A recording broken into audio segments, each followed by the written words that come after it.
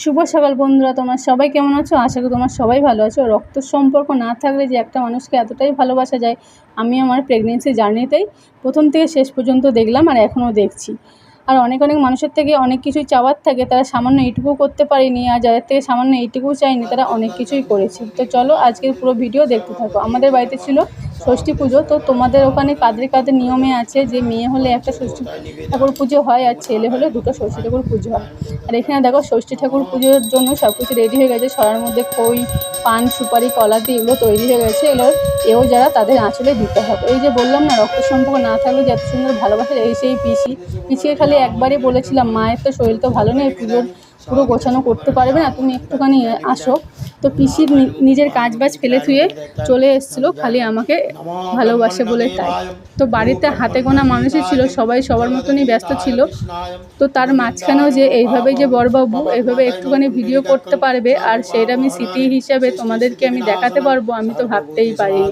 তো যাই হোক, ইচ্ছা তো ছিল অনেকজনকে নিয়ে এই অনুষ্ঠান করবো, যেহেতু কাজবাজ করার সেমন লোকজন নেই, ওই কারণে লোকজন ডেকে আর অপমান করতে চাইনি। তো কেমন লাগছে আমাদের ষষ্ঠী ঠাকুর তোমরা কমেন্টে নিশ্চয়ই জানিও। কি সুন্দর লাগছে দুটো ষষ্ঠী ঠাকুর, দেখতেই পাচ্ছ।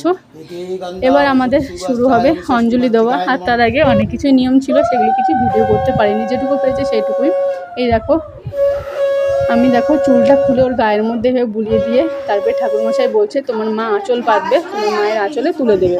আর এদিক থেকে ঠাকুরমশাই বলছে আমি এতগুলো ষষ্ঠী পুজো করেছি, প্রত্যেকটা ষষ্ঠী পুজোর সময় বাচ্চারা কাঁদে, আর এই দেখো কি সুন্দর কাঁদছে না, কি সুন্দর রয়েছে।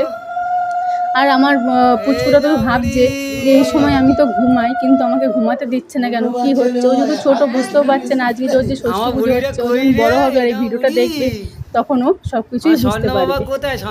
তো মা বাবাকে তো বলতে নেই বাচ্চাকে কেমন লাগছে, তো তোমরা কমেন্টে জানিও আমার পুচকুকে কেমন লাগছে। তো চলো অঞ্জলি এবার শুরু হবে, আমি এবার অঞ্জলি দেবো।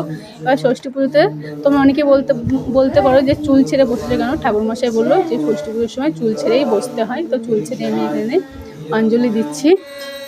এখানে বলতে অঞ্জলি হয়েও গেছে, এবার হবে আরতি। তো কেমন লাগছে এরকম ছোটোখাটো আয়োজনের মধ্যেই, তেমন কাউকে তো বলেইনি, আশপাশের কিছু মানুষজন আর বাড়ির কিছু লোক, ব্যাস এইভাবেই নিয়ে ষষ্ঠী পুজোটা সারলাম। আমাদের ষষ্ঠী পুজোটা হয়েছিল 30 দিনের মাথায়, 21 দিনের মাথায় অবশ্য হয়, যেহেতু আমার শরীরটা ভালো ছিল না, আমি যেহেতু পুজোতে বসতে পারবো না বা হাতে কিছু করতে পারবো না, সেই কারণে পুজোটা এক সপ্তাহ পিছিয়ে দেওয়া হয়েছে। অনেকেই তো শুনেছি বিয়ের আগে নাকি ষষ্ঠী পুজো হয়, আমার ছেলেরটা নাই, এক সপ্তাহ পিছিয়েই হয়েছে। তো যাই হোক, আরতি এখানে বলতে আরতি হয়ে গেল। ঠাকুরমশাই আরতির তাপ নিয়ে আমার মাথায় আমার পুচকুকে এভাবে দিয়ে দিচ্ছে।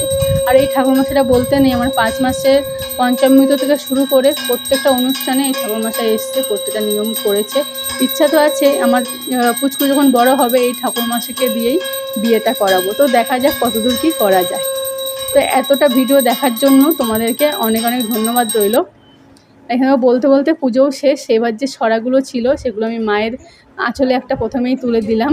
এবার তোমরা বলতে পারো শাড়িটা খুলে দিলাম কেন, কারণ আমার উঠতে বসতে খুবই কষ্ট হচ্ছিলো শাড়ি পরে, সেই কারণে আমি জামাটা পরে নিয়েছি। মাকে দেওয়ার পরে পিসি চলে এলো, এবার পিসিকে দিলাম। এবার চলে এসছো আমার পুচকুর ছোটো পিসিমণিকে এবার দিচ্ছি। তো এরকম নিয়ম আমি তো ফার্স্ট টাইম করলাম, বেশ ভালো লাগছে। তোমাদের কাদের এরকম নিয়ম আছে কমেন্টে নিশ্চয়ই জানিও। এবার দিচ্ছি আমার পুচকুর বড় পিমণিকে দিলাম। তো সবাই জিজ্ঞাসা করছে এটা কি হয় না হয়, আমি তাদেরকে বোঝাচ্ছি এটা হলো আমার পুচকুর একটা দিদিয়া। তারা বলতে এবার দেবে মা আমার আঁচলে তুলে দেবে। এখানে নাকি নিয়ম আছে। এবার যেহেতু আমার আঁচল ছিল না, এবার একটা ওড়না নিয়ে নিয়েছিলাম, ওড়নাটার মধ্যে এরকম নাকি আমার কপালে ঠেকিয়ে এটা আবার ঢেকে নিয়ে আমার পুচকুর মাথায় এটাকে আবার ঠেকিয়ে দিতে হবে। তো চলো সেই নিয়মটাও করে নিই।